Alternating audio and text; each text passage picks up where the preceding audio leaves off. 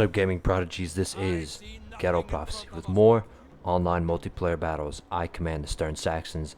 In this fight, my enemy commands the Burgundians. Now, I almost never bring pikes because I play rush typically, or semi-rush with, a bunch of slingers. But I'm up against the Burgundians, so I expected 6 Royal Lancers and at least 6 Burgundian Axemen. My opponent made a similar mistake as my last opponent who played the Danes. He didn't bring the good units of his faction, so instead of bringing Royal Lancers or didn't even bring Barbed Lancers or any shot cav, he brought Noble Germanic Horsemen. Now, Noble Germanics, they're good melee cav, but they're not going to beat Nordic Horse Lords one-on-one. So my cav's going to beat his cav, and I brought more. I brought an extra Saxon mounted warband, and he only brought 4 Burgundian Axemen. Now, there were no rules in this battle except for no artillery, so he could have just spammed the fuck out of his Burgundian Axemen, which is what I did with my Nordic Horse Lords. I would have had 7 Nordic Horse Lords, but I didn't have enough money to make a 7th Nordic Horse Lord, so I just got a Saxon mounted warband. Now, this cav is actually pretty darn good. They do almost as much damage as the Nordic Horse Lords. They don't have headhunt.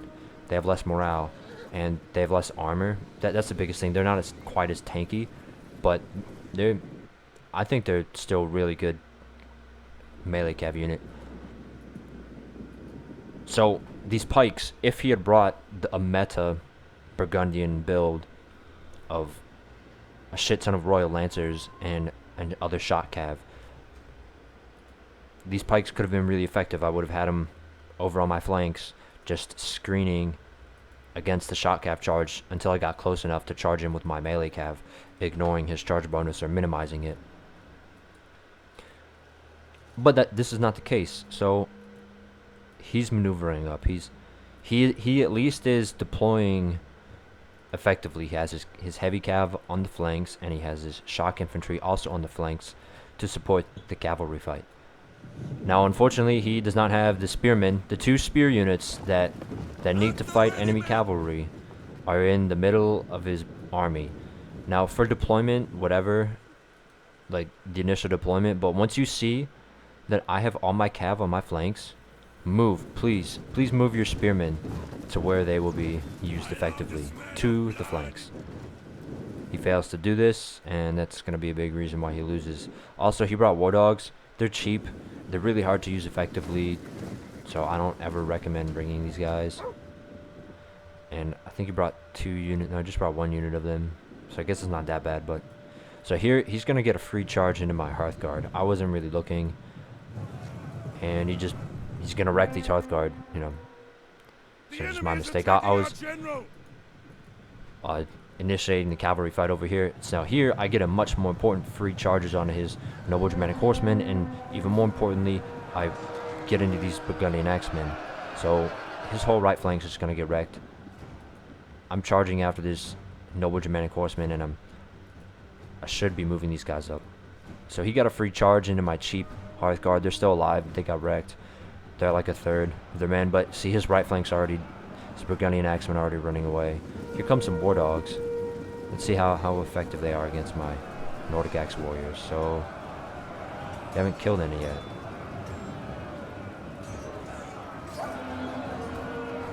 Doesn't seem like they did much.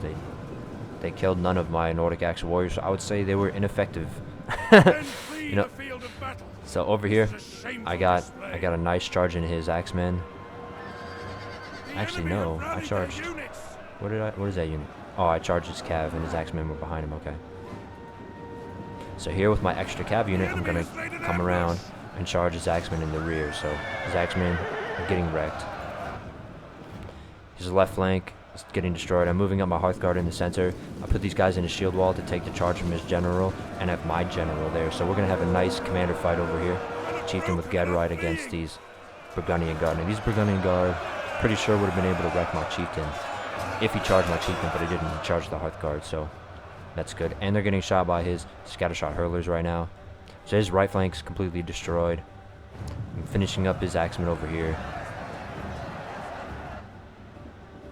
And his left flank is getting destroyed as well. Now, he does manage to move his spearmen over to the cav fight. However, it would have been better if they were there from the very start. Over here, my pikemen getting some action, killing off some noble Germanic horsemen. And now it's pretty much game. Both of his flanks lost. I completely forgot about a pikeman unit back here. The general has been killed. The general's dead. Yeah, that's the final nail in the coffin for the Burgundians. Both of his flanks are destroyed. His general is dead. All he has is, yeah, there we go. So, if you play as the Burgundians, please bring your shock cavalry. Even if you don't want royal lancers, because they are quite expensive, they cost 750. At least bring, at a bare minimum, of 4 barbed lancers, at the very least.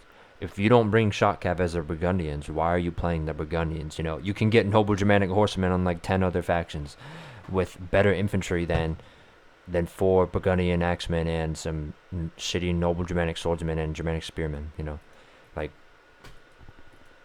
it's like if you play as the Saxons, but you don't bring, you know, if you play as any of the Nordic factions and you don't bring Nordic horse swords or any axe units, like, what are you doing? Like, why are you playing a Nordic faction then? You're not, you know, using your strengths, you know.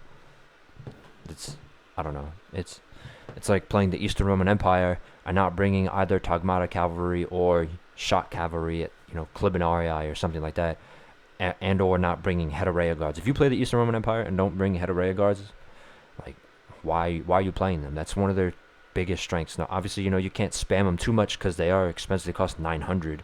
They're not cheaper like these Nordic Axe warriors, but, you know, if you don't bring like a couple of them, like, why are you playing the Eastern Romans? Like, just go play, you know, the Western Romans. Fuck, like, I don't know.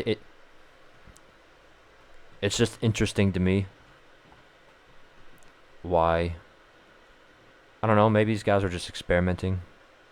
But as advice, if you're seriously trying to win games, play to your faction's strengths, please. Like, if you play the Swaby and don't bring, and you only bring noble Germanic swordsmen, and you don't take the awesome Swaby champions or Swaby warrior axe unit, like, why are you playing the Swaby? That's pretty much their only 2 strengths, because other than that, they have overpriced noble Swaby lancers, or royal Swaby lancers, which are way overpriced. So they're really not cost effective. And then they have the regular Germanic horsemen. Like why the fuck are you playing? I don't know. It's strange. Play to your faction strengths. That's why I love the Saxons so much. They're the most versatile Nordic faction. So they have all the good infantry, all the good swordsmen, plus even better swordsmen in the form of Gestatas. They have, you know, none of the other Nordic factions have as tanky of an infantry unit as the Gestatas. You know, they all get chosen warriors, which are great, but they're just nowhere near as tanky as the Gestatas. And they get the awesome chieftain with Gedrite general, who's super tanky as well. They don't have as many axe units as the other 3 Nordic factions, but they do have the important Nordic axe warriors, which are only bested by Huskarls. So the only other Nordic factions out of the other 3 out of the 4 that beat the Saxons in axes are the Jutes. But the Jutes beat all the Nordic factions in the axes. And the Saxons, they have the widest variety of good cav units. They have Saxon mounted warband. These guys, they're only a little bit worse than Nordic horse swords, but a good bit cheaper. They also have the awesome Nordic horse swords, and they have heroic cavalry. So if you're playing, you know, when this matters is if you're playing in a game or a tournament that typically has rules of max 4 of the same unit or max 6 of the same unit. So, you know, you can only bring like 4 Nordic horse swords, and then you decide whether to go more expensive or cheaper to get, if you want to bring 6 or 8, whatever the maximum total cav is, while still remaining in max 4 of the same unit. So you could bring 4 of the good Nordic horse swords, and then either 2 heroic cav or 2 Saxon mounted warband, or whatever the limit is for your cavalry, because typically you want to take as much as you can for the most part, because cavalry is so strong in Attila, which is another reason why the Celtic factions are really bad. especially if they're not in a forest. Like, it's the Celtic factions really got screwed over on cavalry, and that's historically accurate. The Celtics weren't running around with heavily armored horsemen. But as far as the game goes, it really screws them over. And when they're trying to fight against the meta army, you got to really outplay your opponent to win as the Celtic factions. Anyways, this battle is over. We've gotten glorious kills with the Saxons. Thanks for watching.